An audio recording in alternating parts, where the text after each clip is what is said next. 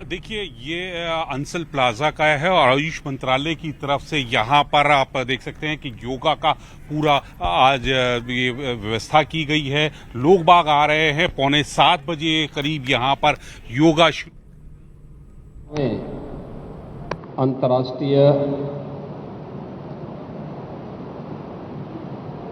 योग दिवस के अवसर पर आज के इस विशिष्ट कार्यक्रम में गोरखपुर में मेरे साथ उपस्थित उत्तर प्रदेश सरकार के जल शक्ति मंत्री श्री स्वतंत्र देव सिंह जी, गोरखपुर के लोकप्रिय सांसद श्री रवि किशन जी, गोरखपुर के महापौर डॉक्टर मंगलेश श्रीवास्तव जी, कालीबाड़ी के श्री महंत रविंद्र दास जी महाराज, सभी मान्य जनप्रतिनिधिगण,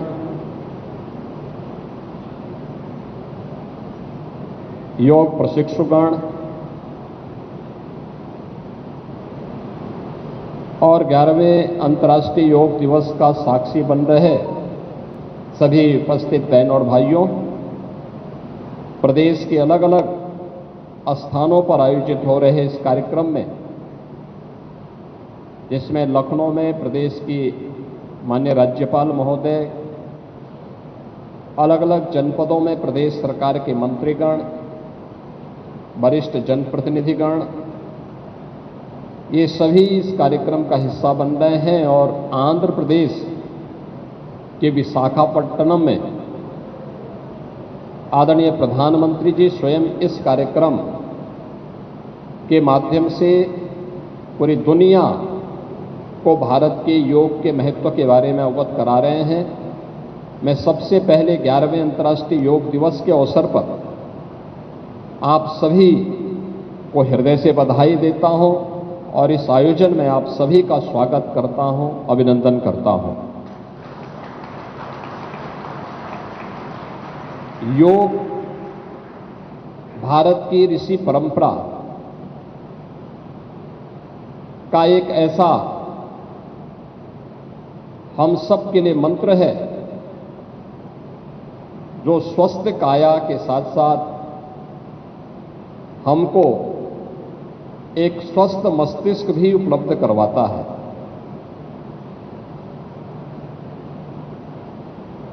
भारतीय मनीषा ने योग के बारे में प्राचीन काल से ही इसके महत्व के बारे में हम सभी को बहुत विस्तृत रूप से अवगत कराया था। और वैसे भी भारतीय मनीषा का यह मानना रहा है कि शरीर माध्यम खलु धर्म साधनम, यानी जितने भी धर्म के साधन हैं, धर्म, अर्थ, काम और मोक्ष, इन सब की प्राप्ति एक स्वस्थ शरीर से ही की जा सकती है। धर्म का कोई भी कार्य हो, वह आध्यात्मिक उन्नयन का हो या फिर अपने सर्वांगीण विकास से जुड़े हुए किसी कार्यक्रम को आगे बढ़ाने का, सांसारिक उत्कर्ष का कार्य हो या आध्यात्मिक उन्नयन का कार्य, इस स्वस्थ शरीर के बगैर नहीं हो सकता। इसी प्रकार से अर्थ का उपार्जन, अगर आप एक स्वस्थ शरीर के माध्यम से इस अर्थ के उपार्जन के साथ जुड़ते हैं तो आपके लोक कल्याण का माध्यम बनता है, आपको अनेक प्रकार से आगे बढ़ाने के लिए भी प्रेरित करता है, आपके लिए उपयोगी भी होता है। इसी प्रकार से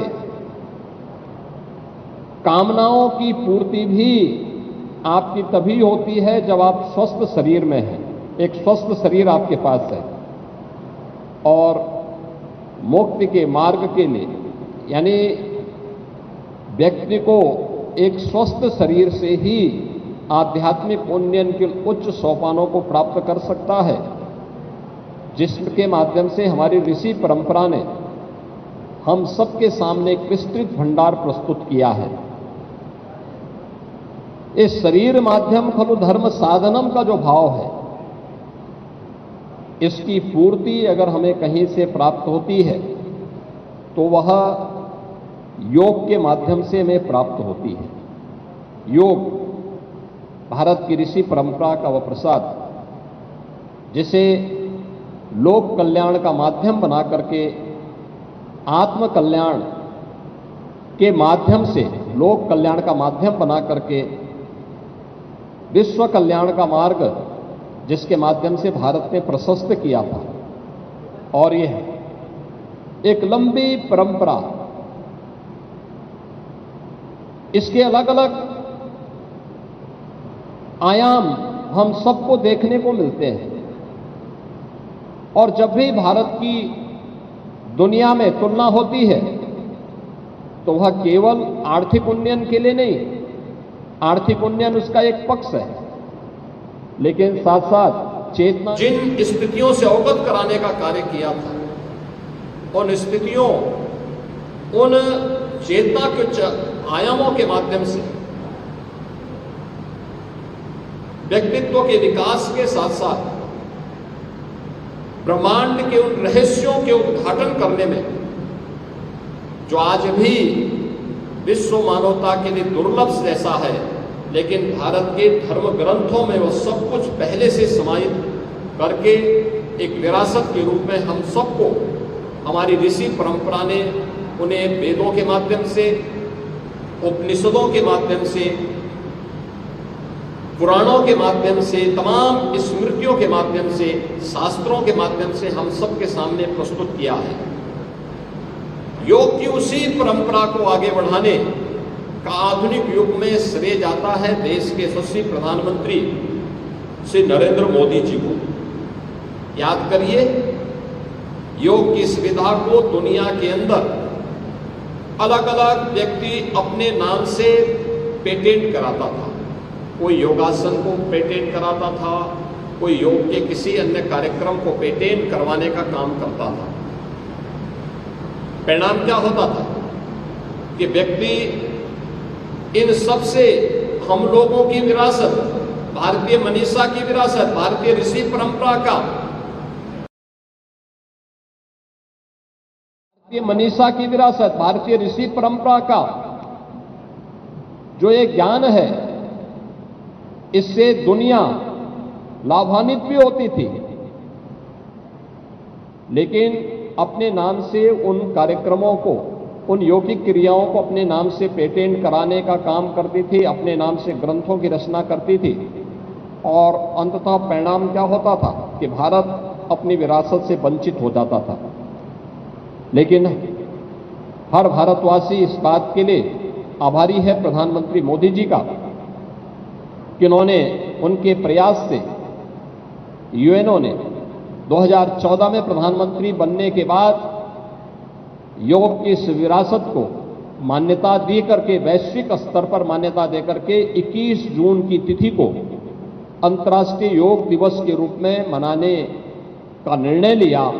और 21 जून 2015 से लेकर के लगातार केवल भारत ही नहीं, दुनिया के लगभग 190 देश भारत की इस योग की विरासत के साथ जुड़ करके अपने आप को गौरवान्वित महसूस करता है। भारत की इस योग की विरासत के साथ भारत की ऋषि परंपरा के प्रति हम सबका एक कृतज्ञता भी है। आने वाली पीढ़ी को अपनी विरासत के साथ जोड़ने का एक प्रयास भी है और एक स्वस्थ शरीर के माध्यम से एक स्वस्थ मस्तिष्क की अवधारणा को साकार करने का भी एक अभिनव प्रयास है। क्योंकि भारतीय मनीषा तो इस बात को कहती है कि न तस्य रोगो न जरा न मृत्यु प्राप्तस्य योगाग्नि मयम शरीरम, यानी जिसके पास योगाग्नि से तपा हुआ शरीर प्राप्त हुआ है, योगमय शरीर प्राप्त हुआ है, उस व्यक्ति के लिए जरा यानी बुढ़ापा, मृत्यु, ये सभी उससे कोसों दूर भागते हैं, क्योंकि स्वस्थ शरीर, अगर व्यक्ति में बीमारी से व्यक्ति ने मुक्ति पा ली, व्यक्ति ने असमय आने वाले बुढ़ापे को अपने आप से दूर कर लिया नियमित और संयमित दिनचर्या के माध्यम से, तो यह संभव है। और यह मेरा भी सौभाग्य है कि मुझे इस 11वें इस अंतर्राष्ट्रीय योग दिवस के अवसर पर महायोगी भगवान गोरक्षनाथ की इस पावन धरा पर इस योग दिवस का साक्षी बनने का अवसर प्राप्त हो रहा है। इससे पहले मैं पिछले 8 वर्षों से मुझे लखनऊ में या अन्य स्थानों पर इस आयोजन के साथ जुड़ने का अवसर प्राप्त हुआ। इस बार 11वें योग दिवस के कार्यक्रम के साथ जुड़ने के लिए मैं स्वयं गोरखपुर में उपस्थित हुआ हूं। मैं एक बार फिर से आप सभी को उत्तर प्रदेश के अंदर अलग अलग स्थानों में 11वें योग दिवस के कार्यक्रम के साथ साक्षी बन रहे सभी योग प्रशिक्षुओं का, योग जिज्ञासुओं का, योग साधकों का हृदय से स्वागत करता हूं, उनका अभिनंदन करता हूं और योग का यह प्रसाद आप सबके जीवन में आपको स्वस्थ शरीर और स्वस्थ मस्तिष्क के माध्यम से लोक कल्याण के मार्ग पर प्रशस्त कर सके, इस बात के लिए मैं आप सबके प्रति अपनी शुभकामनाएं देता हूं। हम समाज और राष्ट्र के कल्याण के मार्ग को प्रशस्त कर सकें, इस विश्वास के साथ 11वें अंतर्राष्ट्रीय योग दिवस के अवसर पर आप सभी के प्रति मैं अपनी मंगलमय शुभकामनाएं देता हूं। धन्यवाद। जय हिंद।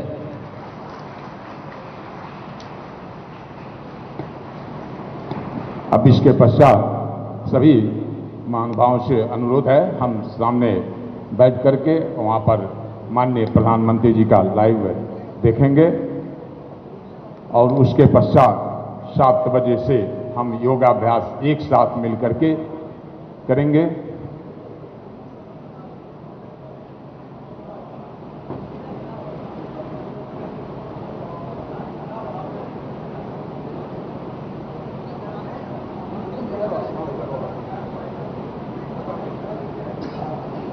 तो देखिए, अभी अभी आपने मुख्यमंत्री योगी आदित्यनाथ को सुना और ये तस्वीरें आप देख रहे हैं गोरखपुर की, ये तस्वीरें हैं जहां पर ये भव्य कार्यक्रम रखा गया है और अब आपको सीएम योगी योग करते हुए नजर आएंगे, क्योंकि अब यहां पर जो कार्यक्रम रखा गया है, अभी अभी आपने सीएम योगी के संबोधन को सुना और अब आगे का कार्यक्रम शुरू होगा, क्योंकि आज के दिन स्वस्थ सेहत का संदेश दिया जा रहा है। थीम आज की है एक पृथ्वी एक स्वास्थ्य। दुनिया ने योग को अपनाया है और आज योग दिवस के मौके पर अलग अलग जगहों पर भारत में भी कार्यक्रम रखे गए हैं।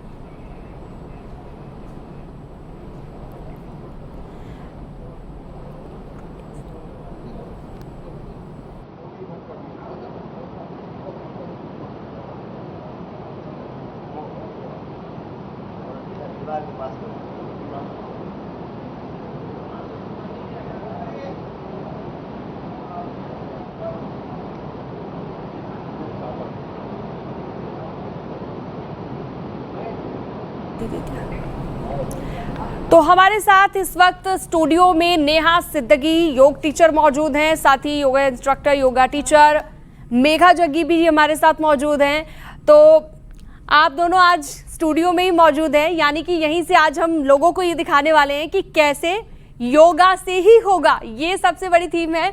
और आज की जो थीम है एक धरती एक स्वास्थ्य, यानी कि हमने पिछली बार देखा था वसुदेव कुटुंबकम जिस तरह से था। सबसे पहले नेहा आपसे मेरा सवाल रहेगा कि आजकल की जो भागदौड़ भरी जिंदगी है, इसमें ऐसा क्या किया जाए, योगा को ऐसा क्यों कहा जाता है कि ये आपको मानसिक शांति भी देता है और आपको बहुत ज़्यादा स्ट्रांग भी बनाता है, तो कैसे योगा से ही होगा, थोड़ा सा बताइए। जो योगा होता है वो हमारे पूर्वज से चला आ रहा है, पर आजकल बहुत ज़्यादा इसका एज अ ट्रेंड चल गया है। योगा हमारी बॉडी को फिट रखता है, साथ ही साथ हमारा माइंड काम रखता है, हमें स्ट्रेस फील करता है। सुबह से लेकर शाम तक हम कुछ भी कर रहे हैं, किसी भी आसन में कर रहे हैं, हम योगा ही करते हैं। सबसे पहले जब हम सुबह उठते हैं तो आप कोशिश ये करिए कि आ जाइए, आप ऐसे मल आसन में बैठकर आप एक एक सिप करके पानी पीजिए, ठीक है। यहाँ से आप सुबह की शुरुआत कीजिए और जो पानी होगा वो ल्यूक वार्म वाटर होगा, ठीक है। इससे क्या होगा, जो आपके मुंह के अंदर स्लाविया होता है, हाँ पैर रखिए ऐसे। पहले के टाइम पर अगर आपको याद हो तो पहले के टाइम पर क्या होता था कि हमारा जो शौच वगैरह होता था इसी तरह होता था इंडियन टॉयलेट्स में। पर अब क्या हो गया है कि हमने वेस्टर्न कल्चर अपना लिया है, तो कहीं ना कहीं ये चीज़ें पीछे रह गई है। तो इससे हमारा डाइजेस्टिव सिस्टम अच्छा होता है, इसे हम मल आसन बोलते हैं। इसमें आप पानी को जब उठाएंगे तो सिप कर करके पानी को पिएंगे। बिल्कुल, डाइजेशन का आपने एक बहुत अच्छा इलाज बता दिया, और सिप सिप कर वाटर पीना है, क्योंकि हमने बहुत सारी ना आजकल आप देखेंगे सोशल मीडिया पर भी बहुत वीडियोस चल रही हैं कि आपको इस तरह से ही पानी पीना चाहिए। कोई एक ऐसा टिप मेघा अगर आप देना चाहें लोगों के लिए, क्योंकि ये बहुत बड़ी प्रॉब्लम रहती है डाइजेशन की आजकल लोगों को। देखिए, डाइजेशन अच्छा करना है तो हमें ऑफ कोर्स ये जो बताया नेहा ने, मलासन हेल्पफुल है ही है, पर साथ में एक्टिविटी भी बहुत इंपॉर्टेंट है। आप कितना पानी पी रहे हैं वो भी बहुत इंपॉर्टेंट है। हाइड्रेशन आपका कैसा है वो इंपॉर्टेंट है। ये नहीं है कि आप एक जगह पे बैठे ही हुए हैं, आपका खाना कैसा है वो भी बहुत इंपॉर्टेंट है। तो ये सब कुछ होलिस्टिकली एक चीज़ फॉलो करी जाती है। ऐसा नहीं है कि हम सिर्फ मलासन करेंगे डाइजेशन इंप्रूव हो जाएगा। और उसके साथ साथ ये भी ज़रूर है कि आपको गट हेल्थ आपके ब्रेन से रिलेटेड है, तो आपको जितना भी आप अपने माइंड को रिलैक्स्ड रखते हैं, स्ट्रेस से फ्री रखने की कोशिश करते हैं, प्राणायाम करते हैं, उससे भी आपकी डाइजेशन इम्पैक्ट होती ही होती है। अच्छा, तो अब थोड़ा सा मानसिक संतुलन बना रहे, इसके लिए कुछ कर लेते हैं, क्योंकि बहुत ही ज़्यादा ज़रूरी हो गया है आज के टाइम में कि आप फिजिकली तो फिट हो जाते हैं लेकिन मेंटली आपको वो पीस नहीं मिल पाती। उसके लिए थोड़ा स्टार्ट करते हैं। आप उसके लिए हम सबसे पहले ना ब्रीदिंग से स्टार्ट करते हैं, ठीक है। हम ज्ञान मुद्रा में बैठेंगे, दोनों आंखों को बंद करेंगे, कमर गर्दन सीधी करेंगे और इनहेल करेंगे, लंबी धीमी गहरी सांस। इनहेल, एक्सहेल करेंगे, धीरे धीरे स्लोली स्लोली एक्सहेलेशन करेंगे, फिर से इनहेल करेंगे। आप देखती जाएंगी कि आपका माइंड धीरे धीरे काम होना शुरू हो रहा है जब आप अपनी ब्रीदिंग पे पूरा ध्यान रखेंगी। लास्ट टाइम फिर से इनहेल करेंगे, इनहेल, धीरे धीरे एक्सहेलेशन। नाउ आप अपनी राइट नॉस्ट्रिल को बंद करिए अपने थंब से, ठीक है। लेफ्ट नॉस्ट्रिल से आप इनहेल कीजिए, इनहेल। अब लेफ्ट नॉस्ट्रिल को क्लोज करिए, राइट नॉस्ट्रिल से एक्सहेल करिए, एक्सहेल धीरे धीरे। फिर से राइट से इनहेल करेंगे और लेफ्ट से रिलीज करेंगे। इसे हम बोलते हैं अनुलोम विलोम प्राणायाम। ये आपके मानसिक स्थिति को ठीक करता है, माइंड को काम रखता है, बहुत ही ज़्यादा महत्वपूर्ण है हमारे आज के जीवन के लिए।